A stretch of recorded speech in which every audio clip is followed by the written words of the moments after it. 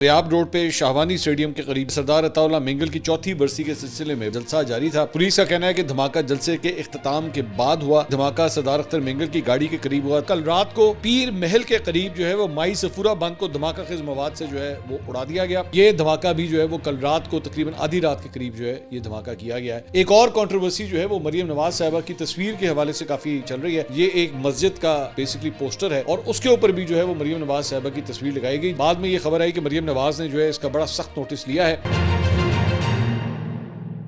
السلام علیکم ناظرین، میں ہوں منصور علی خان، اپنے ڈیل چینل کے اوپر آپ کو خوش آمدید کہیں گے۔ پچھلے 12 گھنٹے کی اہم ترین خبروں کے اوپر تبصرہ اور تجزیہ شامل کریں گے۔ اس سے پہلے آپ سے ریکویسٹ کہ چینل کو سبسکرائب کرنا مت بھولیے، بیل آئیکن پریس کیجیے۔ اگر آپ کو ویڈیو پسند آئے تو اسے لائک اور شیئر ضرور کیجیے گا۔ اچھا جی، سب سے پہلے ایک افسوسناک خبر جو کل رات کو ایک دہشت گردی کا واقعہ پیش آیا کوئٹہ کے اندر، اور یہاں پہ سریاب روڈ پہ شاہوانی اسٹیڈیم کے قریب جو ہے دھماکے کے نتیجے میں 5 افراد جاں بحق جبکہ 29 افراد جو ہے وہ زخمی ہوئے ہیں۔ شاہوانی اسٹیڈیم میں سردار عطا اللہ مینگل کی چوتھی برسی کے سلسلے میں بلوچستان نیشنل پارٹی کا جلسہ جاری تھا اور پولیس کا کہنا ہے کہ دھماکہ جلسے کے اختتام کے بعد ہوا۔ پولیس کے مطابق دھماکہ سردار اختر مینگل کی گاڑی کے قریب ہوا، تاہم وہ محفوظ رہے۔ اختر مینگل کے بیٹے نے بھی ان کی خیریت سے ہونے کی جو ہے وہ تصدیق کی ہے۔ زخمیوں کو سول اسپتال اور بی ایم سی ہسپتال منتقل کیا گیا جبکہ سیکورٹی فورسز نے علاقے کو گھیرے میں لے لیا۔ بی این پی کے نائب صدر ساجد ترین نے میڈیا سے بات کرتے ہوئے کہا ہے کہ ان کے 13 کارکن جو ہیں وہ شہید ہوئے ہیں اور متعدد افراد جو ہیں وہ زخمی ہوئے ہیں۔ دھماکہ جلسے کے اختتام کے بعد پارکنگ میں ہوا اور دھماکے میں سابق ایم پی احمد نواز اور مرکزی رہنما موسیٰ بلوچ بھی جو ہے وہ زخمی ہوئے ہیں۔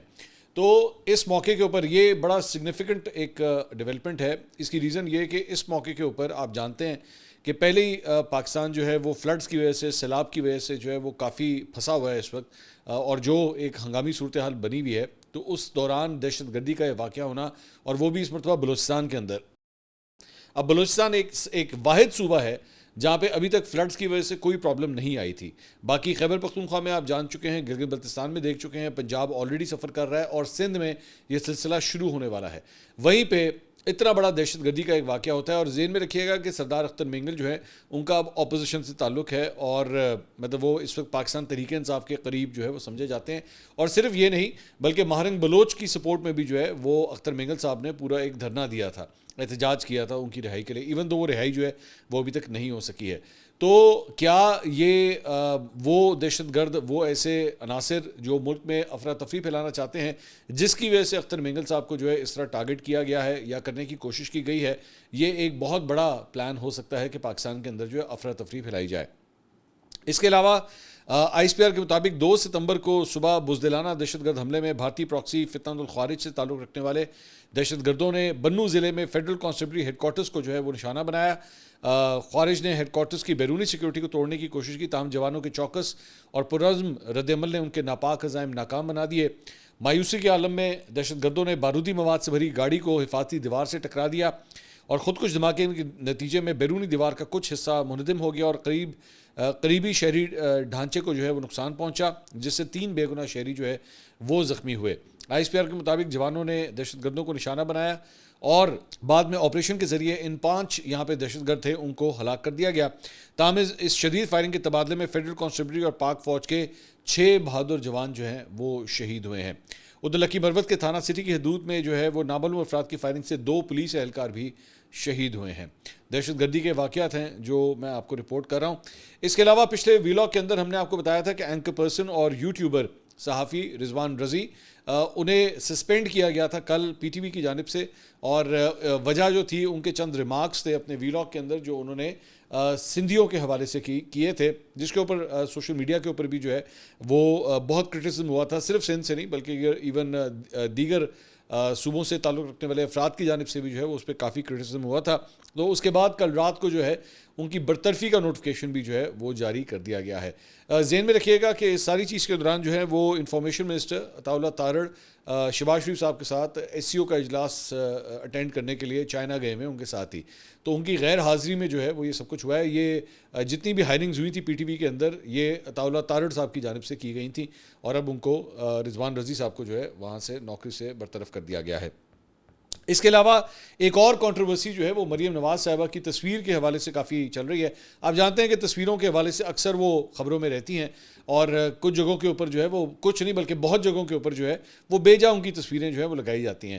تو یہ تصویر جو آپ اسکرین کے اوپر دیکھ رہے ہیں یہ ایک مسجد کا بیسکلی پوسٹر ہے اور اس کے اوپر بھی جو ہے وہ مریم نواز صاحبہ کی تصویر لگائی گئی, جس کے بعد پہلے تو بہت سے لوگوں نے اس کو ڈاؤٹ کیا کہ شاید یہ فوٹو شاپڈ ہے یا ایویں کسی نے وہاں پہ تصویر لگا دی, لیکن اس کے بعد اس کی ویڈیو بھی آ گئی کہ نہیں واقعی ان کی تصویر جو ہے وہ یہاں پہ لگائی گئی.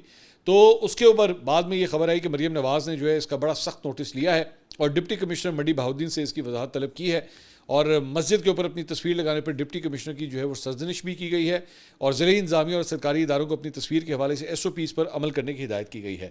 اچھا میں اس کے اوپر میں I want to comment on دس.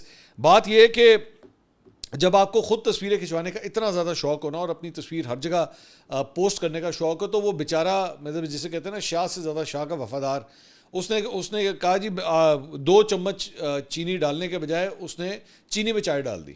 اس نے کہا چلو اینی ہر جگہ لگ رہی تو ہو سکتا ہے ادھر بھی لگ جائے, کہ وہ کیا ہوگا وہ بیچارہ. میں صرف 1 منٹ کے لیے سوچ رہا ہوں وہ سوچ رہا ہوگا ایتھے پوسٹر لگنا ہے ایتھے لاواں تصویر کے نہ لائی تو چھتر پریڈ ہوگی, لا لینے تو رسک لے لینے ویکھنا کی ہوتا ہے.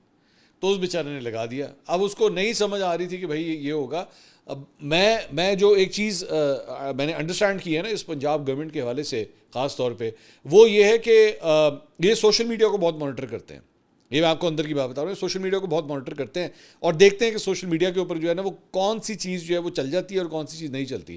اب اس کے اندر ہو یہ رہا ہے کہ وہ ٹرائل بیسس کے اوپر جو ہے نا وہ چیزیں ہو رہی ہیں کہ چلو اینج کر کے دیکھ لینا, تھوڑی جی کرٹیسزم ہوئی تو ٹھیک ہے, زیادہ ہوئی تو واپس لے لیں گے.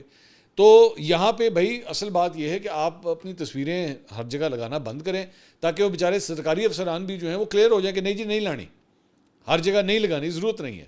وہ ایک تصویر ہے وہ آپ کو ہر جگہ وہی تصویر آپ کو نظر آتی رہتی ہے ہر جگہ جہاں آپ جائیں گے. آپ کو یاد ہوگا میں نے ایکچولی پچھلے سال اس کے اوپر ایک میں نے ولاگ بھی کیا تھا کہ وہ اسپورٹس کا ایونٹ ہوا تھا, سوئمنگ کا ایونٹ ہوا تھا, اس کے اوپر میڈلس کے اوپر لگا دی تھی تصویر, مطلب جو بچوں کو میڈلس دیے گئے تھے نا اس کے اوپر بھی تصویر لگا دی گئی تھی. تو خود ہی اوائڈ کریں, میرے خیال میں اس سے بہتر تو یہی ہے. اس کے علاوہ رانا ثناء اللہ صاحب جو ہے وہ کل رات کو محمد مالک صاحب کے شو میں آئے ہوئے تھے, تو اس میں گفتگو کرتے ہوئے ان سے سوال کیا گیا کہ مری میں ایک بہت اہم میٹنگ ہوئی ہے, وہاں سنا ہے کہ تسلسل کا فیصلہ ہوا ہے, ہو گیا؟ تو رانا ثناء اللہ صاحب نے مسکراتے ہوئے جواب دیا جی ہو گیا ہے, فیصلہ ہوا ہے کہ تسلسل جو ہے وہ یہی سسٹم اسی طرح ہی چلتا رہے گا. سوال ہوا کہ 5 سال یا 10 سال اس پر کوئی بات ہوئی, تو رانا ثناء اللہ نے کہا کہ وہ تو آئین کے مطابق ہی ہوگا نا. تو سوال ہوا کہ لیکن فیصلہ ہو گیا, تو رانا صاحب نے کہا کہ جی آپ کو ہی شک شبہ تھا, ہمیں تو پہلے بھی کوئی شک شبہ نہیں تھا کہ یہ سسٹم اسی طرح چلے گا. تو میں اکثر اوقات دیکھتا ہوں, میں ایک چیز یہاں پہ ذرا کلیئر کرنا چاہتا ہوں, فیکچوئل بات جو ہے نا جو آن گراؤنڈ ریالٹی ہے وہ ڈسکس کرنی چاہیے. ہو سکتا ہے کہ ناپسند آئی ہو آپ کو یہ بات جو میں اگلی کرنے لگا ہوں, ہو سکتا ہے پسند نہ ہو, آپ کی اپنی سیاسی رائے اور آپ کا اختلاف کرنے کا اس کے مخالفت میں رائے رکھنے کا آپ کا پورا حق ہے. لیکن حقیقت یہ ہے کہ بہت سے یوٹیوبر جو ہیں وہ پچھلے 1.5 سال سے 2 سال سے وہ بار بار یہ بات کہتے ہیں کہ جناب نہیں چلے گی ایپ, یہ اسمبلی نہیں چلے گی, یہ حکومت ختم ہونے والی ہے, آپ دیکھیے گا یہ ہو رہا ہے. اور ایک ان کا یہ فیوریٹ مشغلہ ہے, اور دوسرا فیوریٹ مشغلہ جو ہے وہ یہ ہے کہ عمران خان صاحب 1 مہینے بعد عید کے بعد, یہ چھوٹی عید سے پہلے, بڑی عید سے پہلے, قربانی سے پہلے, 14 اگست سے پہلے, 1 جنوری سے پہلے, 25 دسمبر سے پہلے, 6 ستمبر کے بعد, مطلب اس طرح کی ڈیٹیں دینا جو ہے وہ ان کا بہترین ایک مشغلہ ہے کہ یار اسی بنیاد کے ان 2 چیزوں کے بنیاد پہ ان کے ولاگ چلتے ہیں. آپ اٹھا کے دیکھ لیجیے گا, میں آپ کو یہ ایک بیسک تھیم میں نے آپ کو بتا دی ہے. لیکن اگر آپ ایک گراؤنڈ ریالٹی کو اٹھا کے دیکھیں, اس وقت جو ایس سی او کا جو ایک سمٹ ہوا ہے اور جس کے اندر بیسکلی پاکستان اور چائنا کی بائیلیٹرل میٹنگز بھی جو ہیں وہ جاری ہیں, اس کے اندر آرمی چیف اور ملک کے وزیر اعظم اکٹھے گئے ہوئے ہیں. نائب وزیر اعظم یعنی کہ ہمارے وزیر خارجہ اسحاق ڈار صاحب وہ بھی ساتھ گئے ہوئے ہیں, عطا اللہ تارڑ بھی ساتھ گئے ہوئے ہیں. تو کون سی رفٹس نظر آ رہی ہیں, کون سی ایسی چیز نظر آ رہی ہے؟ اب اس کے اندر جو لیٹسٹ ایک چونچلا جو چھوڑا گیا ہے نا, ذرا میں وہ بھی آپ کو بتا دیتا ہوں. وہ یہ ہے کہ جی بھائی ساڈے تے حکومت تے 3-3.5 سال تو زیادہ چل دی نہیں ہے. بیسکلی اس کے مطابق نا اس چیز کو یوز کرتے ہوئے, اس پرانے ہسٹری کو اٹھاتے ہوئے وہ کہتے ہیں 3-3.5 سال سے زیادہ چلتی نہیں ہے. تو عمران خان صاحب کو کب اٹھایا گیا تھا؟ عمران خان صاحب کو اٹھایا گیا تھا جناب اپریل 2022 میں. تو اپریل 2022 کا مطلب ہے کہ اب جو ہے وہ ہم تقریباً 2.5 سال کے پیریڈ کے اوپر آ چکے ہیں. اگر آپ پچھلا وہ جو گورنمنٹ کا وہ جو تھا جب شہباز شریف صاحب وزیر اعظم بنے, اس کے بعد کیئر ٹیکر, اور اس کے بعد 8 فروری 2024 کے الیکشن, اس پورے ٹائم پیریڈ کو اکٹھا کریں تو 2.5 سال بن جاتے ہیں. وہ کہنا ہے بھائی سال کو ہو رہ گیا. اچھا ایک اور اس کے اندر جو چیز ایڈیشن ہے وہ کیا ذہن میں ڈال رہے ہیں, وہ یہ ہے کہ جناب یہ نومبر کے اندر جو ہے وہ اپنے ان کے ذہن کی ایک اختلاف ہے, وہ یہ ہے کہ جناب نومبر کے اندر جو ہے وہ جیسے ہی آرمی چیف جو ہیں وہ 29 نومبر کراس کریں گے تو اس کے بعد شاید ان کو ان کی ضرورت ہی نہ پڑے, اور اس کے بعد جو ہے وہ ملک کا وزیر اعظم تبدیل کر دیا جائے گا, اور جناب محسن نقوی, کوئی کہہ رہا ہے جناب محسن نقوی کو بنا دیا جائے گا, کوئی کہہ رہا ہے نہیں کوئی اور جو ہے وہ بن جائے گا, نہیں پھر پیپلز پارٹی کی باری. مطلب تکا کریسی چل رہی ہے. میں اگر کھل کے بات کروں نا, وہ آپ کو یاد ہوگا مرحوم ڈاکٹر عامر لیاقت کہا کرتے کہ مسلمانوں تکا لگاؤ, تو یہ تکا کریسی چل رہی ہے. تکے کے بنیاد کے اوپر یوٹیوبس کے اوپر جو ہے نا وہ ویڈیوز بن رہی ہیں. اب گراؤنڈ ریالٹی کوئی چیز ہوتی ہے نا جو آپ کو کلیئر کٹ نظر آ رہی ہے, تو اس کے مطابق تجزیہ کریں معذرت کے ساتھ. اپنا سودا بیچنے کی خاطر جو ہے نا بلا وجہ لوگوں کو بیوقوف مت بنائے. 1.5 سال ہو چکا ہے یار, 1.5 سال ہو چکا ہے, مت لوگوں کو اور بیوقوف بنائے, حقیقت کی بات کریں. اچھا جی, اس کے علاوہ اور جو ایک ڈیولپمنٹ ہے جناب وہ یہ ہے کہ عمران خان صاحب کی جو ہے وہ گفتگو آئی ہے اڈیالہ جیل سے, اور بیرسٹر گوہر نے کہا کہ جی میری ان سے 20 منٹ کی ملاقات ہوئی ہے. جو گفتگو آئی ہے اس میں نے کہا ہے جی میں پاکستانی قوم سے اپیل کرتا ہوں کہ وہ ملک بھر میں جاری افسوسناک سیلابی صورتحال میں ریسکیو اینڈ ریلیف مہم میں ہمیشہ کی طرح بڑھ چڑھ کر حصہ لیں. تحریک انصاف بھی سیلاب زدگان کے لیے بلا تفریق اپنا کردار ادا کرے گی. خیبر پختونخوا میں اپنے ہی لوگوں پر ڈرون اٹیکس اور ملٹری آپریشن فوری طور پر بند ہونا چاہیے. علی امین گنڈا پور سمیت صوبائی حکومت کو اس معاملے پر بھرپور مزاحمت کرنی چاہیے. پہلے ہی وہ علاقے سیلاب کی تباہی جھیل رہے ہیں. ان حالات میں آپریشن یا ڈرون حملے اور اپنے علاقوں سے بے دخلی زخموں پر نمک چھڑکنے کے مترادف ہے. میری ہدایت کی روشنی میں تحریک انصاف کا ضمنی انتخابات کے بائیکاٹ کا فیصلہ قابل تحسین ہے. کاغذات نامزدگی واپس لینے والے امیدواران بھی داد کے مستحق ہیں. جن ارکان نے اسمبلی کی کمیٹیوں سے استعفیٰ دیا ہے وہ بھی قابل تعریف ہیں. ان کو یہ بھی ہدایت کرتا ہوں کہ اگر ان کے زیر استعمال کوئی بھی گاڑی یا مرات ہیں تو اسے فوری واپس کر دیں. ہے اصل مسئلہ. اگر آپ کو یاد ہو کہ جس دن ایکچولی آرڈر آیا تھا نا کہ جناب قائمہ کمیٹیوں سے استعفے دیں, تو میں نے اس وقت آپ کو کہا کہ اصل مسئلہ یہ ہے کہ جڑیاں مرات لیتی ہیں, گڈیاں لیتی ہیں, ساری واپس کرو. تو آگے وہ کہتے ہیں کہ جی پشاور جلسے کی حتمی تاریخ کا فیصلہ ستمبر میں ہی سیلاب کی صورتحال دیکھ کر مشاورت سے کیا جائے گا. 3 سال ظلم و جبر سہنے اور حق پر ہونے کے باوجود میں نے ملکی مفاد میں مذاکرات کی بات کی, مگر مجھ سمیت میرے خاندان سے سیاسی انتقام کی انتہا کر دی گئی. ہمارے لوگوں پر سیدھی گولیاں چلائی گئیں اور پارلیمان میں ہمارے اپوزیشن لیڈرز تک کو نااہل کر دیا گیا. اس کے بعد مذاکرات کی گنجائش باقی نہیں رہتی. یہ مجھ سمیت میرے خاندان میں سے جس مرضی کو قید کر دے, میں اپنے موقف سے پیچھے نہیں ہٹوں گا اور نہ ہی ان کے آگے جھکوں گا. تو یہ خان صاحب کو رپورٹ کی گئی گفتگو ہے.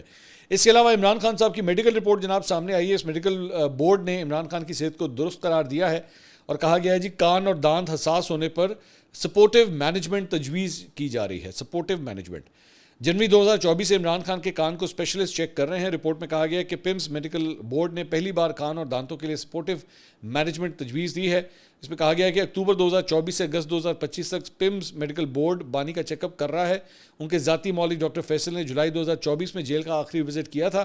عمران خان کے جیل میں اب تک 15 سے زائد مختلف ڈاکٹرز چیک اپ کر چکے ہیں. پمس میڈیکل بورڈ نے گزشتہ دنوں عمران خان کا اڈیالہ جیل میں میڈیکل چیک اپ بھی کیا تھا.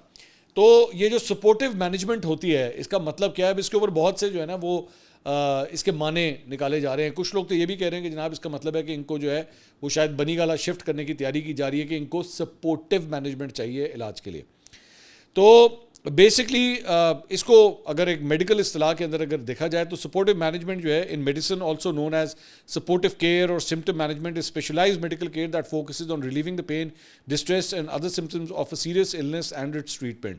کہ جناب ان کو جو ہے نا کنٹینیوس سپورٹ کی ضرورت ہے. یہ نہیں ہو سکتا کہ ہفتے کے بعد یا 15 دن کے بعد ڈاکٹر آ کے دیکھے. ان کو کنٹینیوس کیئر کی ضرورت ہے. It aims to improve the patients and families' overall quality of life by addressing physical, psychological, social and spiritual needs and can be provided at any stage of illness alongside other treatments.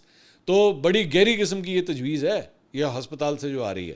تو اس کی وجہ سے جو ہے نا وہ مختلف قسم کی باتیں ہونا شروع ہو گئی ہیں کہ کہیں اس بات کی تیاری تو نہیں ہو رہی کہ ان کو بنی گالا جو ہے وہ شفٹ کیا جائے تاکہ آپس میں معاملات جو ہے وہ کوئی ڈیل شیل وغیرہ یا کوئی لچک یا کوئی اس طرح کی باتیں. تو ظاہری بات ہے جب اس طرح کا ایک نسخہ آئے گا تو پھر اس کے بعد باتیں تو ہوں گی.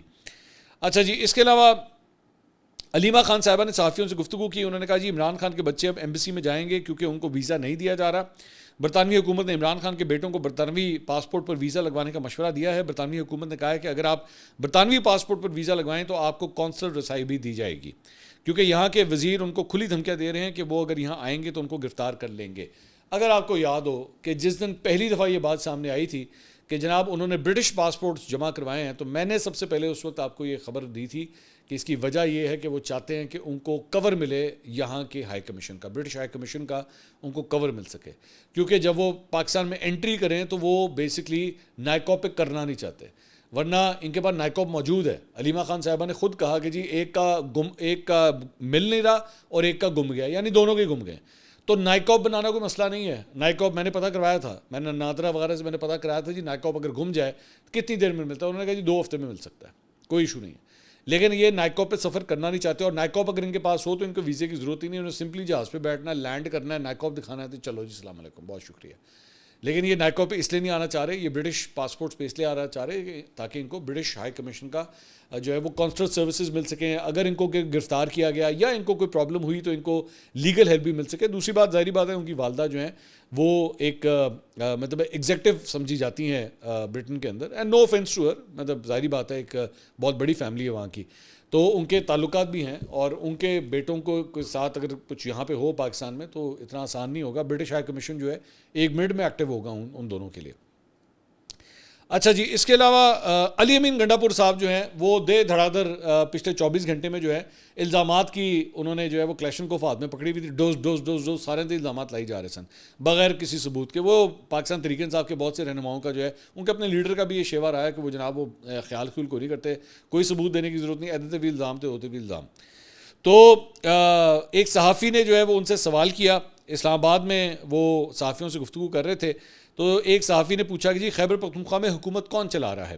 عمران خان کے حکم کے باوجود تیمور جھگڑا اور کامران منگش کو کابینہ کا حصہ کیوں نہیں بنایا گیا؟ صحافی نے سوال کیا کہ کہا جا رہا ہے کہ صوبے کے معاملات آپ کے بھائی فیصل امین گنڈاپور چلا رہے ہیں, اس میں کتنی حقیقت ہے؟ تو گنڈاپور صاحب نے جواب دینے کے بجائے صحافی پر جو ہے وہ ٹرانسفر پوسٹنگ کروانے کا جو ہے وہ اور رشوت خوری کا انہوں نے الزام لگا دیا. علی امین گنڈاپور کے الزام پر جیو نیوز کے نمائندے نے جب پوچھا کہ کیا آپ کے پاس اس حوالے سے کوئی ثبوت ہے تو انہوں نے کہا نہیں میں تو مذاق کر رہا تھا. علی امین کے انداز گفتگو اور جارحانہ رویے کے بعد صحافیوں نے مزید ان سے پھر سوالات نہیں کیے.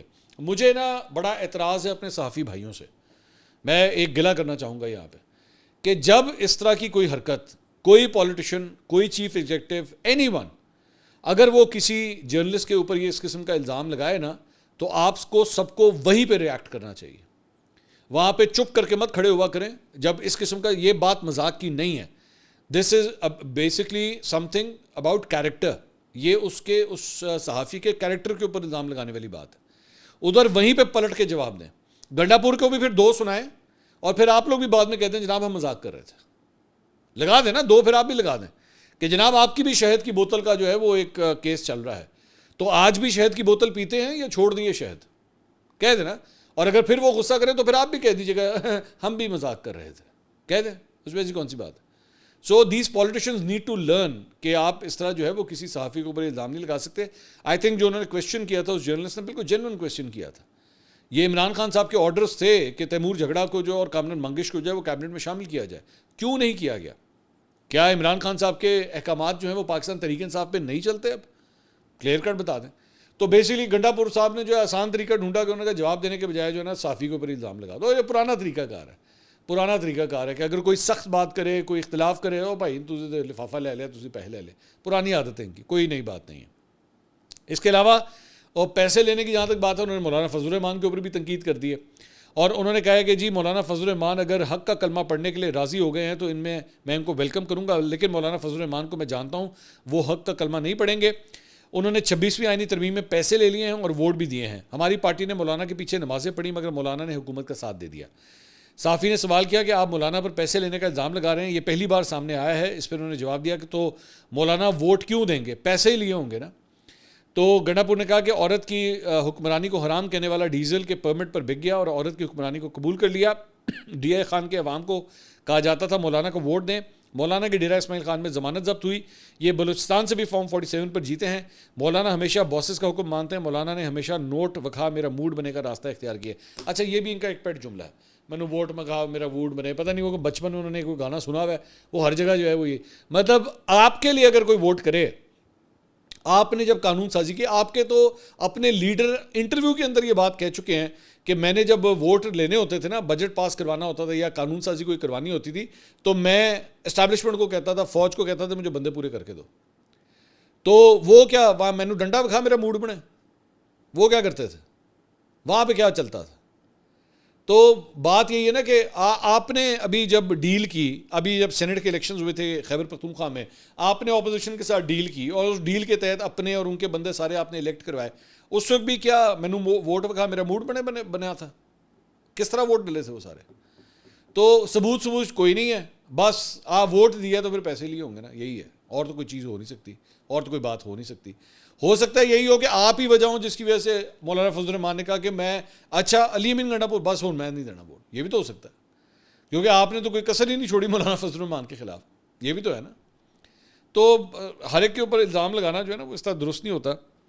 अच्छा जी, कुछ एक खबर जो है वो मैं सैलाब के हवाले से आपके साथ शेयर करना चाहूँगा। कल रात को पीर महल के करीब जो है वो माई सफूरा बंद को धमाका खेज मवाद से जो है वो उड़ा दिया गया।